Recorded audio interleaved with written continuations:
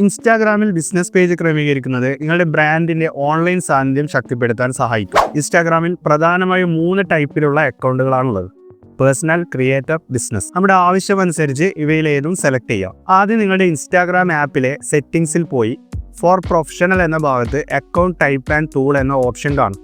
അവിടെ ക്ലിക്ക് ചെയ്ത് ശേഷം ബിസിനസ് ഓർ ക്രിയേറ്റർ എന്നുള്ളൊരു ഓപ്ഷൻ വരുന്നത് കാണാം.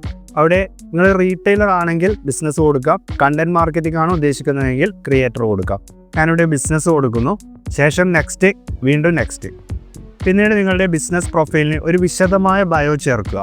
ഇവയിൽ നിങ്ങളുടെ ബിസിനസ് സേവനങ്ങൾ, ബന്ധപ്പെടാനുള്ള വിവരങ്ങൾ എന്നിവ കൂടി ചേർക്കുക.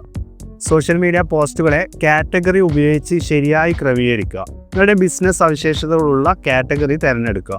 അവസാനമായി കോൺടാക്റ്റ് ഇൻഫർമേഷൻ ചേർക്കുക. ഇതോടെ ഉപഭോക്താക്കൾ നിങ്ങളെ എളുപ്പം ബന്ധപ്പെടാനും ഡയറക്റ്റ് മെസ്സേജുകൾ അയക്കാനും കഴിയും.